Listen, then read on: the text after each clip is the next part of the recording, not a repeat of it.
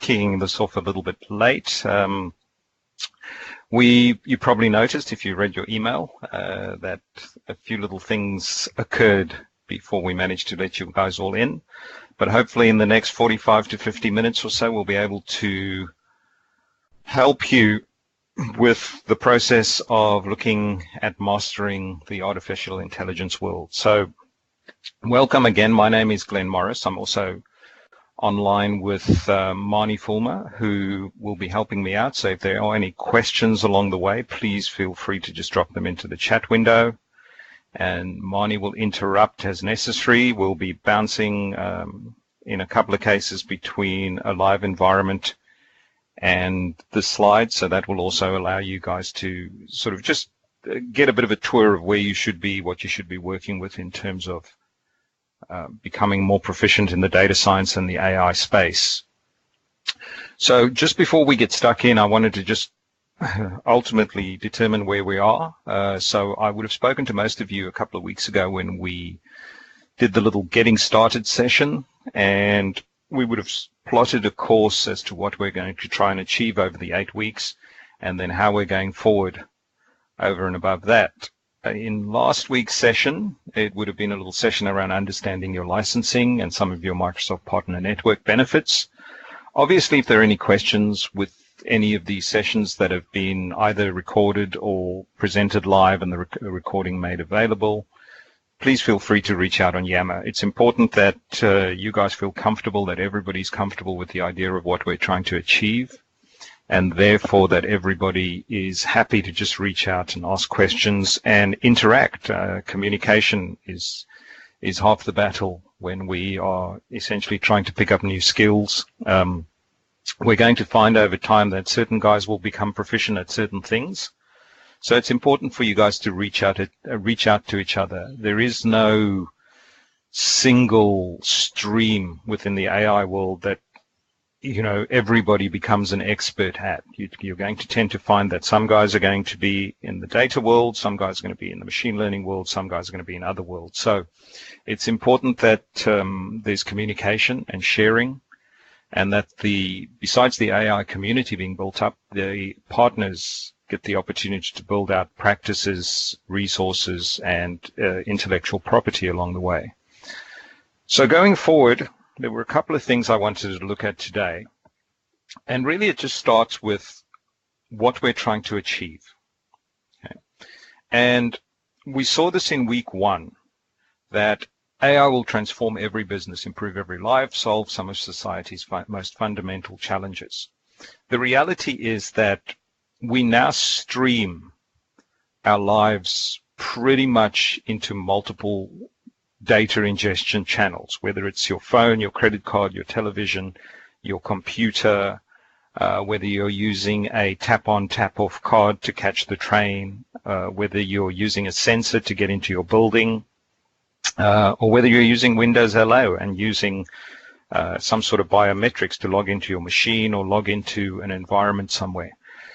Ultimately, we're accumulating a data flow. Okay. And over the past few years, that data flow, or that accumulation of data, has essentially started to drive a bit of a revolution. Now, the important thing to understand is that it's not the quantity of the data that is driving the revolution. Okay. It's the fact that we can now do things with the data. We've always had data. You'll tend to find that if you go back in a few years, you're going to run into actuaries, you're going to run into our accountants who've been doing amazing things with Excel. And in many cases, they've been doing a lot of the things that we're trying to do right now, but with more primitive tools, for lack of a better terminology. So the revolution from our perspective lies in how we improve our statistical and computational methods, which is something that obviously your actuaries and accountants have been trying to do for years. It's not about exponential growth in storage. It's not about processes becoming faster. It's not about computational capacity. Okay.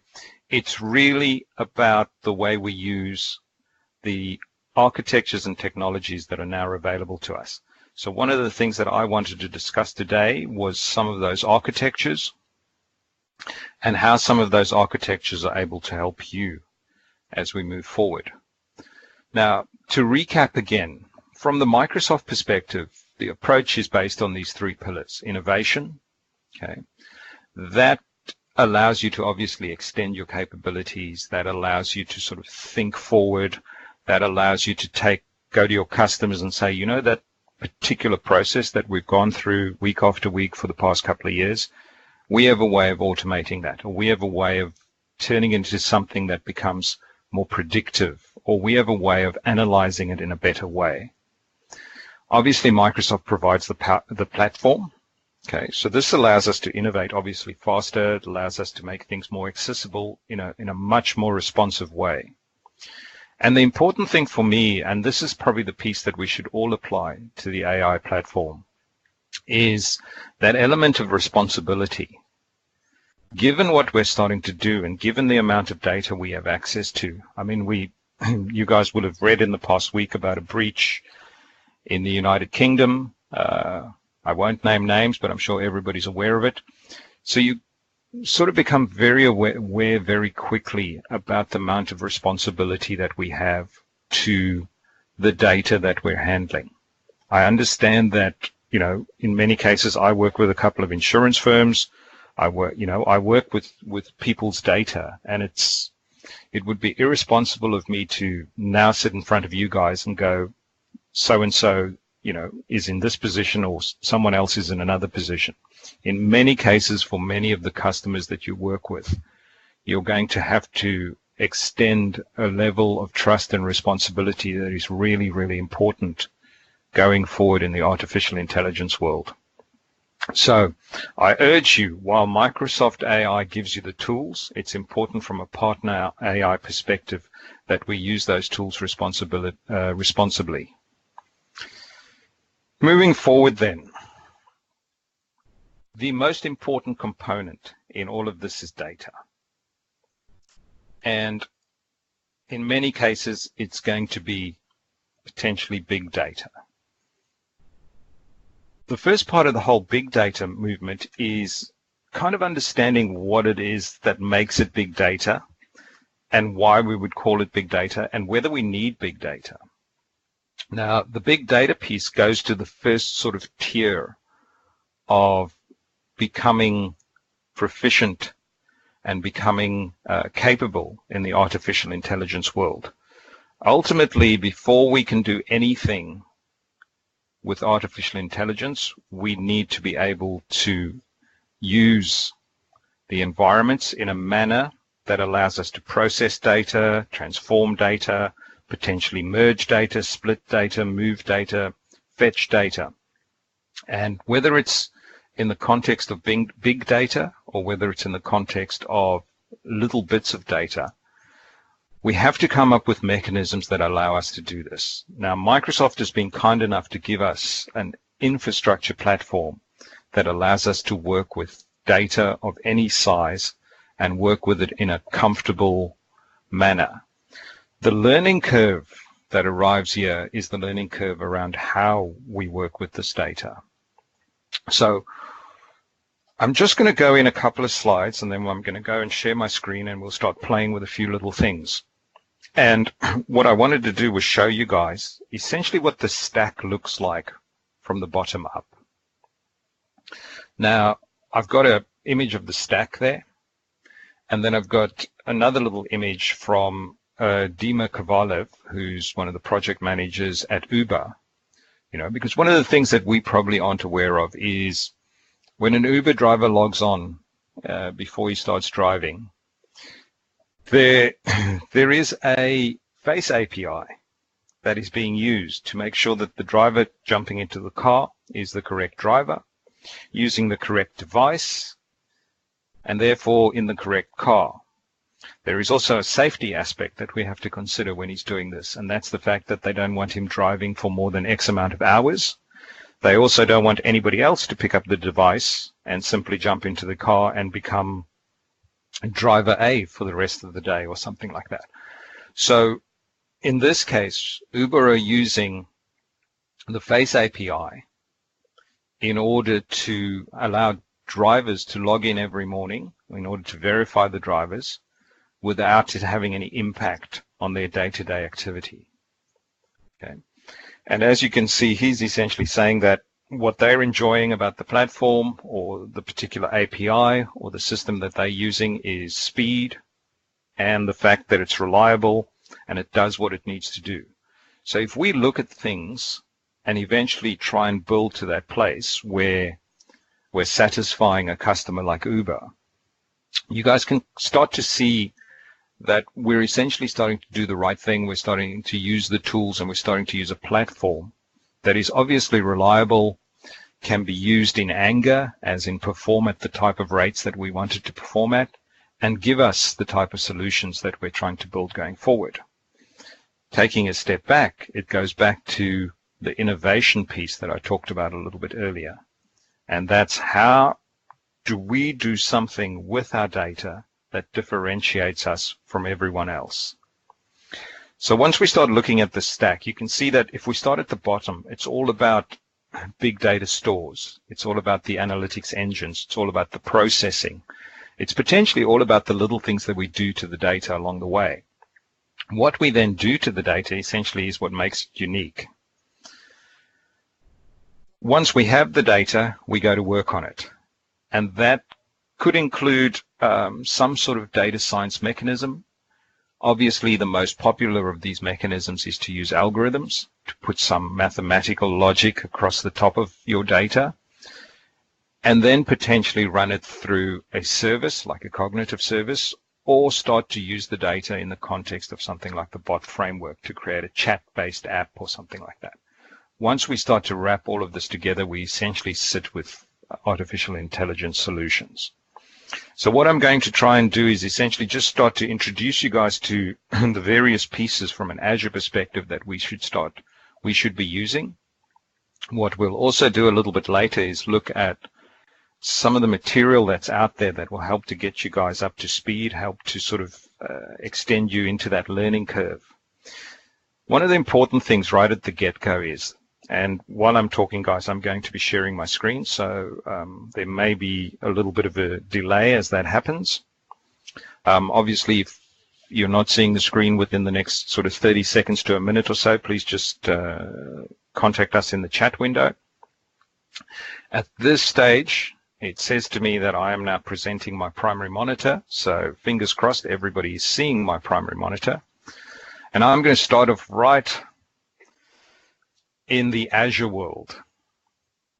Now, the first thing that we need to do in order to start mastering artificial intelligence, to start mastering how we handle data or data sciences, is to essentially start to look at the tools. Now, one of the things that Microsoft have been kind to do in the Azure world is essentially categorize things for us.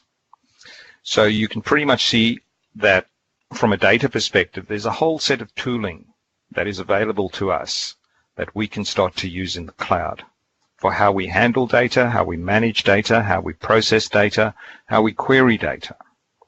And then just below that, we've got another piece around data and analytics. And that starts to introduce us then to not so much the storage pieces, but rather the analysis pieces in terms of here's an environment that builds on top of the first one, which is where do we store the data? Now, how do we process the data? And here we have things like HD Insight, which is Microsoft's take on Hadoop. It's a Hortonworks distribution of Hadoop that Microsoft essentially offers as a service. Things like machine learning experimentation, analysis services, data lake analytics, SQL data warehouse. What I'm trying to emphasize here, guys, is as you can see, the tooling, the resources, the capabilities that are available to you are many. And it's important that right at the beginning that you start to decide on a track that you want to walk. It's really not possible to say, I want to do everything, okay? Because you might do everything okay or well, but it's difficult to be an expert or a master if you're trying to be completely across the board. As we then go further down, you can see we hit cognitive services. And now if you start to tie this into the stack, I initially started with the data, the processing, the repositories. Then we built on that with a little bit of, elements that we can use for analysis, for insights. And now with the cognitive, we're starting to look at some of the APIs and services that are available to essentially add even more functionality and intelligence to what we're doing as we sort of build out intellectual property and solutions. Internet of Things starts to sort of creep into this environment as well. Now you'll start to see some really interesting things here. Obviously, things like time series insights. Okay, let's face it, if you're working with a company that is selling product or doing business over time, ultimately things like time series insights become an important component of the way that they look at their business, of the way that they do things in the context of their business, right? So here we essentially have a platform, a resource that essentially sets up or scaffolds this entire environment for you, and you really just need to use the inbuilt intelligence and then start to add your own intelligence to the service in order to build it out a little bit more. So one of the first things that I wanted to show you guys was HD Insight. So I'm not sure of the level of Azure, what's the word? How good everybody is with Azure, but basically I created a little resource group. I spun up a little bit of a cluster. And then once we have the cluster up and running, you can pretty much start to see that we now have access to some serious processing power. So you can see in this case, we've got a set of nodes, a head node, some worker nodes, we've got Zookeeper, and we've got some edge nodes. So ultimately, this cluster is running on 48 nodes. Okay. There's a further 12 available should I want to scale. And ultimately, in this particular environment, I can scale to a total of 60 nodes. Okay. A set of dashboards that then become available to me, because in order to run a cluster, I need a way of actually being able to run the cluster.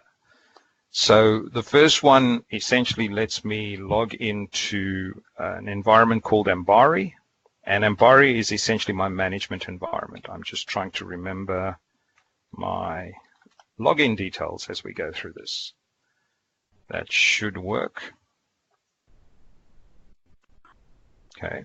Now, one of the cool things about this is from a artificial intelligence perspective, I mean, the notion is, well, we're not really doing anything artificial intelligence.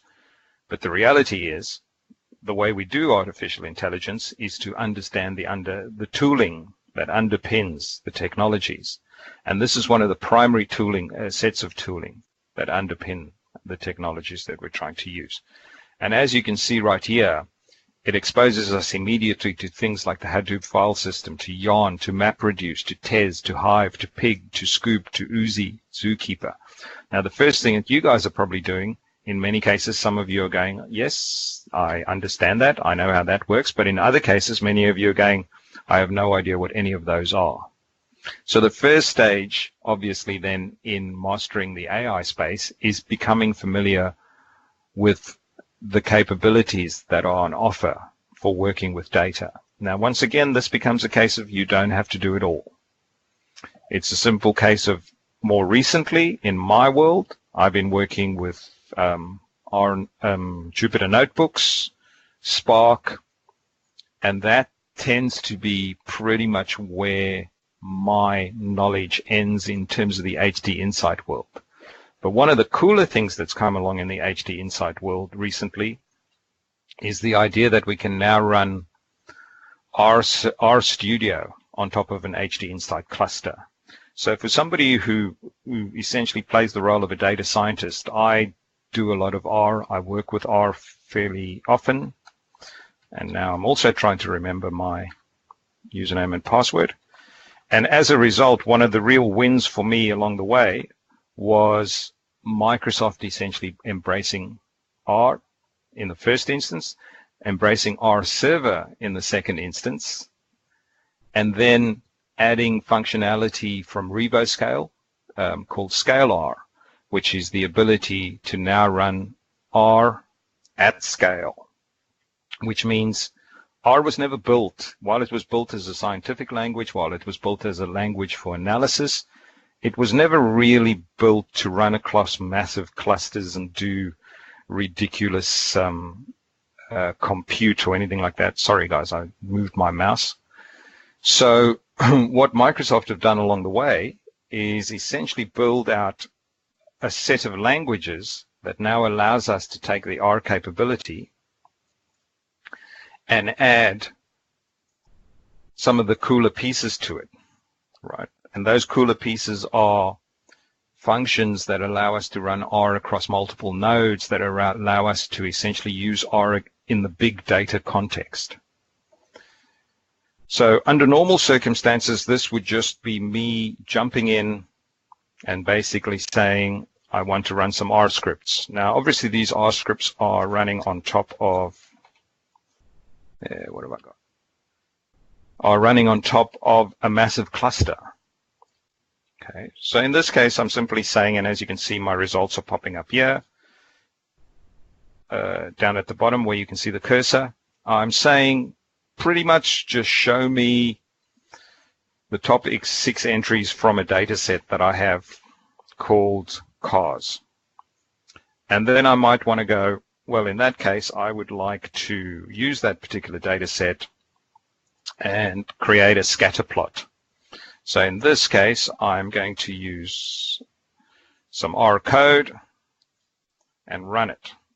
And as you can see in this case, it now puts my scatter plot on the right-hand side at the bottom, where I have my files, my plots, my packages, my help, and my viewer. Now, the reason I bring this up is because of this little tab here called packages. The packages in the context of R is the capability to wrap loads and loads of functionality into a little package. Now, we could continue through this process and build out linear models and all those kind of things, but I don't want to turn this into an RStudio event, and I don't want to turn it into an HD Insight event. So what I'm going to do from here is head over to another one of my resource groups, and this will be the resource group that essentially now allows us to go from our big data environment, from our processing environment, essentially into our learning environment. So I'm now going into a machine learning studio workspace. Now, guys, I'm just sort of bouncing from one technology to the other, and I know that the perception of, okay, well, I don't really know what he's doing in terms of R and HD Insight. What I'm really trying to emphasize, guys, is that the tooling is there. You can see very quickly that I've stood up a 48-node cluster. On top of that cluster, I'm running R scripts. They could be other scripts. They could be Spark. It could be Python. It could be other things. But what that is about ingesting data, storing data, manipulating data, processing data. Once we get to the machine learning piece, we're starting to learn from our data. And this is where the algorithms come into play. So what I'll do here is bounce out to Machine Learning Studio. And once I'm in Machine Learning Studio, I should be able to go to my machine learning environment. So this is the environment where I will store all my machine learning models. It's also where I can see all the capabilities that I can use in order to implement algorithms, to run my data through different algorithms, and essentially start to derive insights from my data. So it takes me to an environment called experiments. And experiments are really just the models that I've created thus far. So you can see I've got a couple of models here.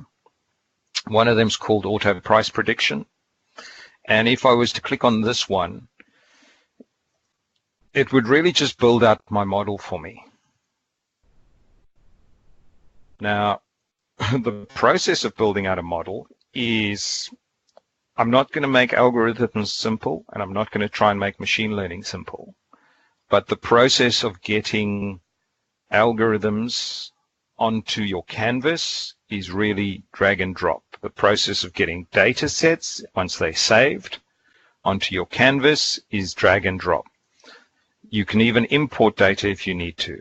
Okay, so as you can see in this case, this data comes from a university archive. So I'm using a little module or a little model that basically says import data, tell me where the data is, tell me the format, and I will bring it in for you. And at that point, we can go through a process of editing the data, essentially messing with the metadata, cleaning out some of the data. So where there's a missing value, what do we replace it with, or what do we do with it? Summarizing our data. So because I've run this, which is click this little button down here and run it, which means that it's gone through its processes and I've got little green ticks, I can now visualize the information. So in terms of the summarized data, it basically says to me, here's a subset of all the data that I have. It is a bunch of different type of cars. It's giving me information about the cars, and as a result of that, I am going to try and predict the price of the car in the future based on the information that I have currently. So in order to do that, we select the columns we want to use. We then split the data. Now, this is an important component of machine learning. What we do here is you can see there's a 0.8 split. So 80% of the data goes one way and 80% of the data goes the other way. Some of the data goes into a boosted decision tree regression algorithm. Okay. The rest of the data goes straight down to what we call our scoring model. The algorithm does its work and then spits out some predictions based on the subset of data that the algorithm got. That data is then evaluated against what we call our true data, which is the data that never went through the algorithm. So we can look at the historical numbers and we can look at the numbers the algorithm spat out, and then we can compare accuracy. So the important parts here are the price, which is the original price that the historical data was giving us, and this guy, which is the numbers the algorithm spat out. So as you can see in the first instance, this 5151 and this guy's 5214, what that is an indicator of is that we've got a fairly accurate algorithm here. But then if we, for instance, go down a few records, we'll start to notice that there's maybe a bit of a discrepancy. What this is really pointing at is potentially we need a different algorithm. Potentially we need to tweak our algorithm, our model, or the way that we're doing things. So this is the learning curve for you guys, right? The other parts of the learning curves is becoming familiar with some of the statistics, obviously starting to understand what all these pieces mean. Okay. What we then end up with, guys, is something that we potentially can now turn into a web service. Okay. So here we might say, I'd like to turn this into a predictive web service, and click on turn into a predictive web service. So now some magic happens. Well, maybe some magic happens if this hurries up. But what it decides to do, as you can see by the movement, is it goes, what I'm going to do is I'm going to wire this all together for you. I'm going to provide an input as a web service, which is the little blue box at the top now, and I'm going to provide an output as a web service. Now, if I was to run this again, this is really just to check that even once it's wired it all together, it still works the way that we wanted it to work. And once we have these guys in place, right, I'm just letting it do its running. We then want to actually deploy it as a web service. And that's when some of the really cool pieces happen.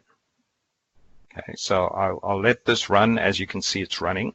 Like I said, guys, if there are any questions along the way, please ask. If I am moving quickly, I am sorry, but we do only have around an hour. So I just want to touch on cognitive services and then obviously let you guys have the ability to ask some questions as well. So now that this guy's run, I can essentially deploy him as a web service. And you can see that he immediately loads. And at this point, I have a ready-to-go working web service. Okay, there's my web service name. It says to me I'm going to need a storage account because it needs somewhere to essentially exist in Azure. So while that loads, it's still doing its thing. Apologies, it seems a little bit slow. But while that loads, essentially it goes and goes, well, you've already got Glen ML storage attached to your machine learning environment, so we'll take that guy. And then it goes, which plan would you like to use? And I've already got a plan called Glen ML plan, and now I deploy my web service. So essentially this is saying, give me information at the input, and I will give you a prediction at the output. Glenn, we do have a question in the IM Okay. window. So can we implement our own algorithm? Sorry? Oh, can Oh, yeah. So in terms of can you implement your own algorithm, in what context, Ken? Is it currently R? Is it C#? How's it written is really what I'm getting at. Is it Python potentially? Because you can use R, you can use Python, you can use some scripting within the machine learning environment. But what we get natively in the machine learning environment are packaged algorithms that you can set features, you can set properties and things like that. If the question is, can I import an algorithm into the machine learning environment? The answer directly is no. Can I implement an algorithm written in Python, or can I essentially execute a R package?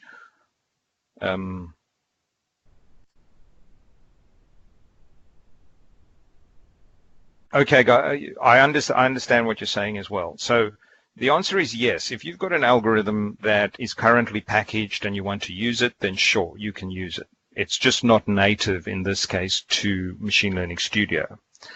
One of the biggest challenges is matching the tools to the customer problems because they cross over so much. So if you are familiar with R, then sure, you can use R in Machine Learning Studio. You can use R packages in Machine Learning Studio. In terms of stepping up to things like HD Insight, this is relative to the type of environment, job, data. Now, HD Insight is an interesting one because if you're a company of a certain size and you can afford a HD Insight cluster at, at 10 or 15 or $20 an hour to run constantly all day long, great. But with most of the customers that I work with, we need HD Insight, or we need Data Lake, or we need one of those technologies to do our processing. And as a result, for us, it's a case of stand up the cluster every morning at 6 a.m.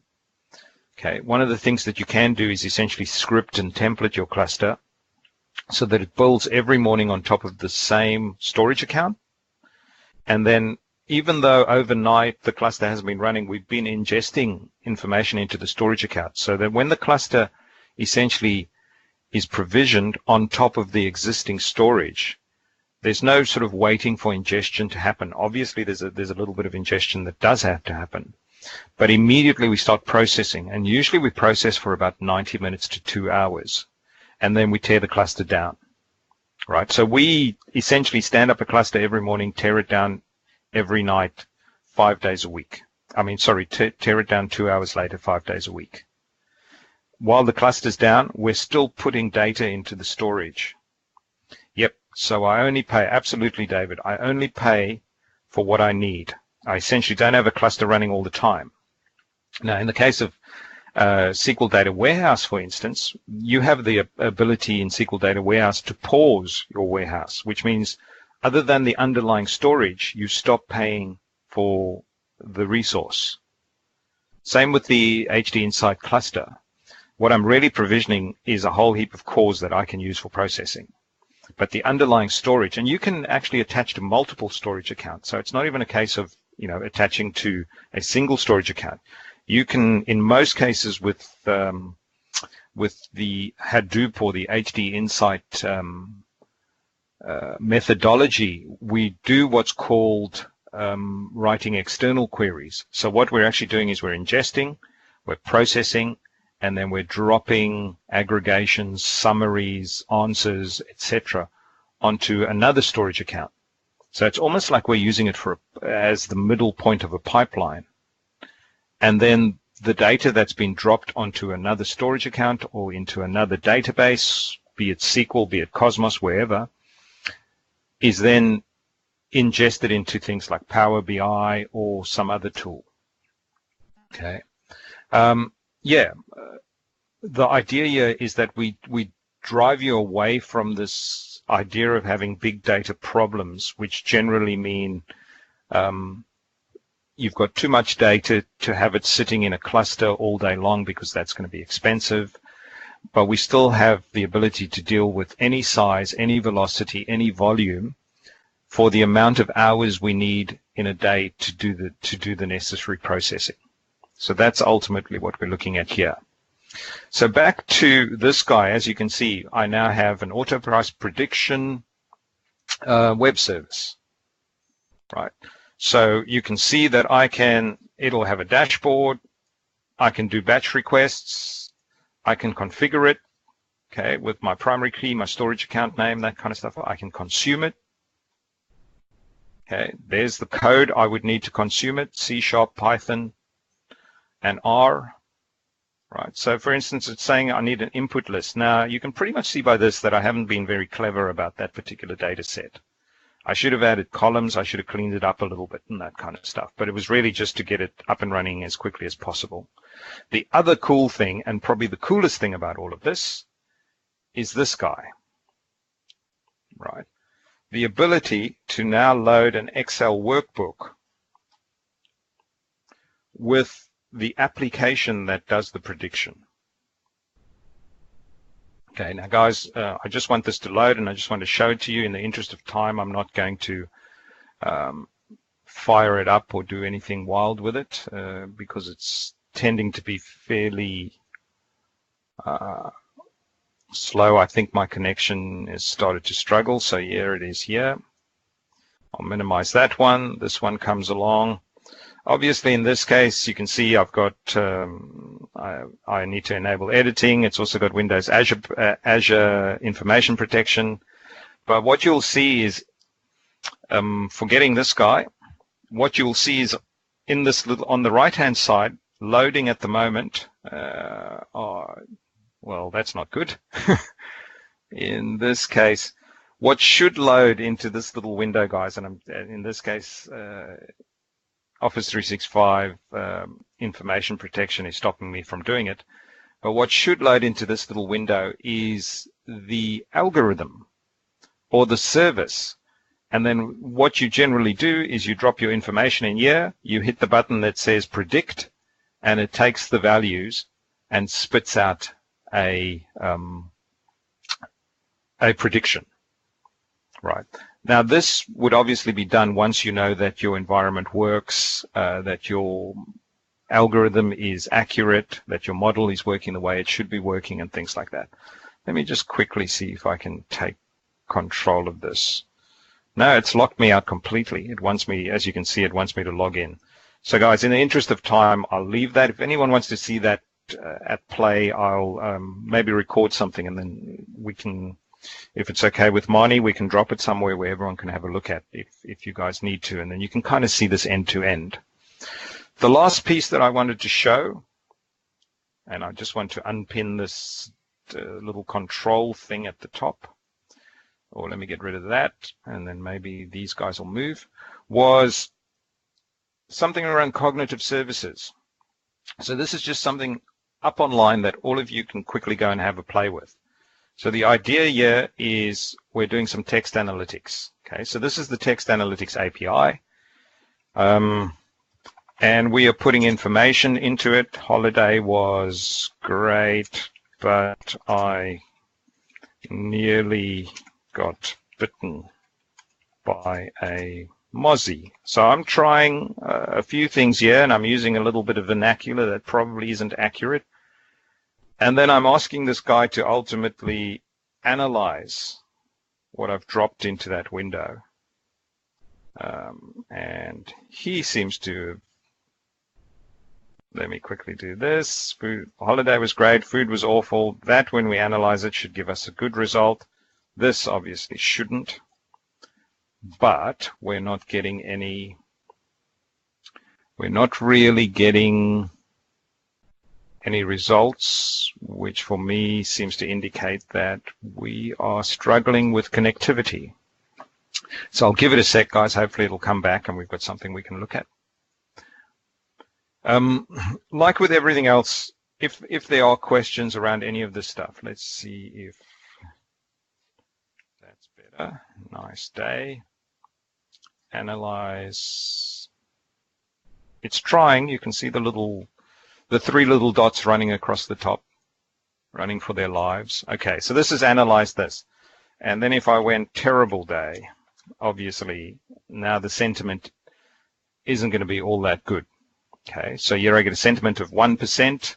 The key phrase is obviously terrible day. Then if I was to go with I got bitten while enjoying myself, just to confuse it. Right. Weirdly enough, behind the scenes, because there's some algorithms and things like that running, it kind of understands that, the sentiment here isn't too good. And it doesn't really pick out a phrase, because when it actually evaluates this line, the underlying machine learning pieces essentially go, we've essentially got what makes a decision for us. And now, one of the things that we can obviously do is tweak these environments. This is an API that we can use, but we can certainly write code or filters or rules that essentially make determinations for us that help the API to make decisions. In this case, the API is struggling. But if we were to be, room was great and holiday nice, that's very easy for the API to essentially pick out a couple of very positive phrases there. Weirdly enough, the phrase they've decided to choose in this case was room. And then the other thing that's important is it doesn't care which language, right? Obviously, of a few available languages, and when I say a few, I think it's probably upwards of 100 or so at the moment.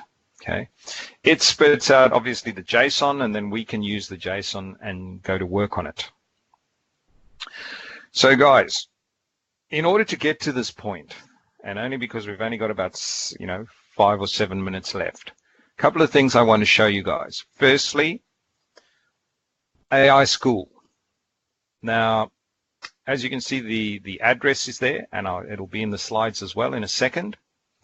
The second one is Learn Analytics. Okay, now this is open source. This is public. It's on GitHub, and you can see getting started with AI and cognitive services, creating artificial intelligence applications. And then the other platform that I'm a real fan of is edX. Microsoft run a professional program in data science, which I urge you to have a look at. Remember that nothing in edX costs you anything. Okay, it's only if you want the certificate that you have to pay for it. So if you want something to plonk onto your wall, go for it. But if you're happy to just absorb the information and then use it, then you'll tend to find that you'll be absolutely fine in this case. So let me go back to a few slides at the end. And then if there are any questions, happy to take that, and we'll move forward from there. So David, not everyone is a big bank doing fraud detection, but everyone has a small ERP, etc., ERPs, etc., I think that says. Yeah, you're absolutely right. To be frank with you, I have a couple of decent-sized customers from a partner perspective. I have most of my work, given where I live, up on the Gold Coast and that kind of thing, is with smaller companies. But being able to do predictive stuff, being able to analyze, whether it's their Facebook page, whether it's their Twitter account, and ultimately determine whether the sentiment out there is positive or negative.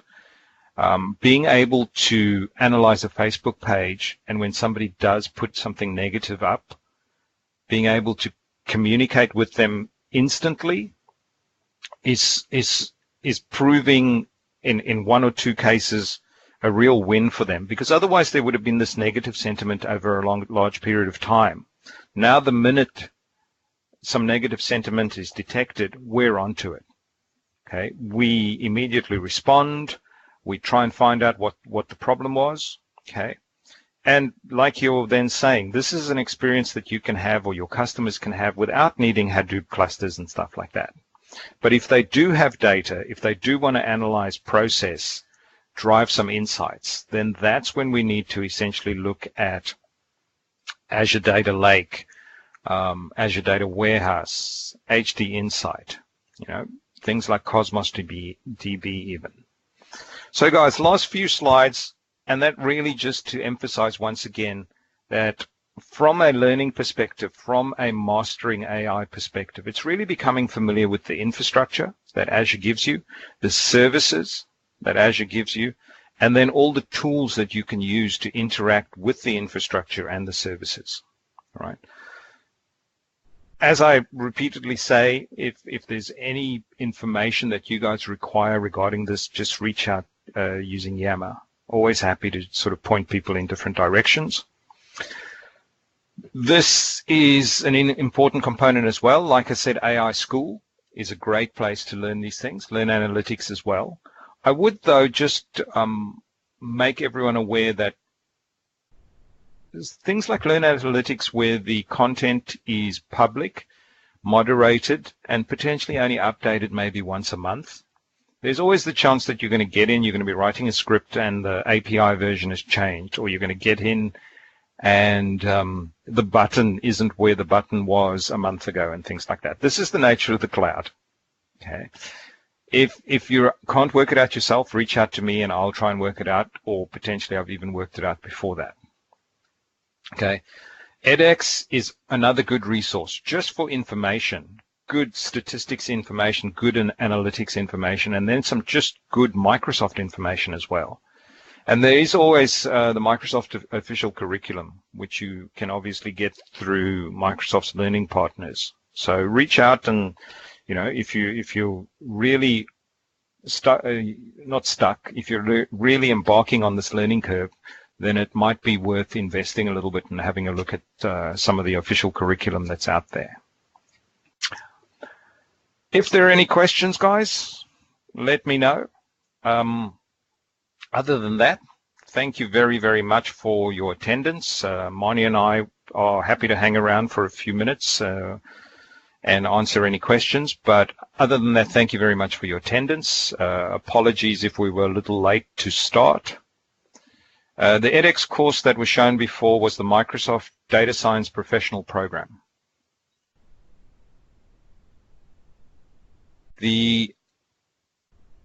Yeah, thank you for your attendance. If there are any questions, just reach out. If you're going to rush off, have a good weekend, and we will ultimately discuss things further in the coming weeks, or on Yammer, or by any means that you guys believe will be helpful to you in your artificial intelligence journey.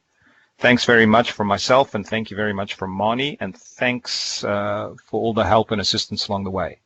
Thanks, guys. Cheers. David, Azure ML Workbench. I'm a fan. In terms of wanting to hear more, do you potentially want to get hold of me offline, and then I can sort of, if necessary, sometime next week, if there are any other people.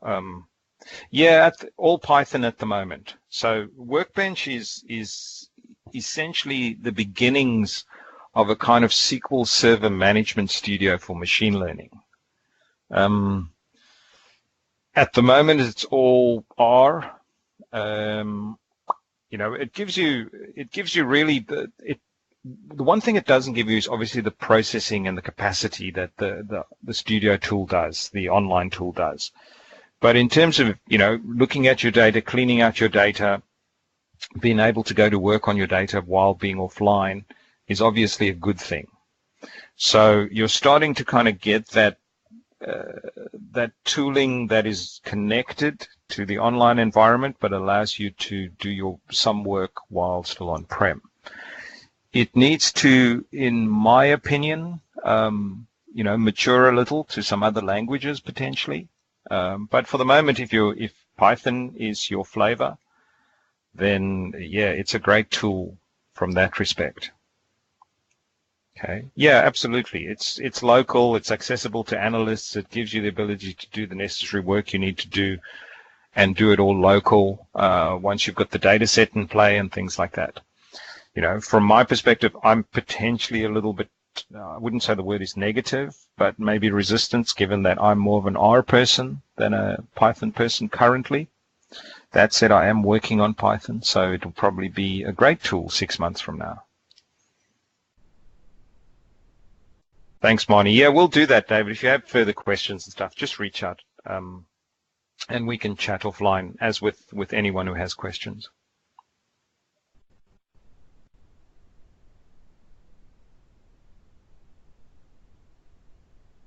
All right, I think we should close the call, Glenn. So thank you for your time. Thank you, everyone that's been on the call. Okay. Cool. Thanks. Thank you.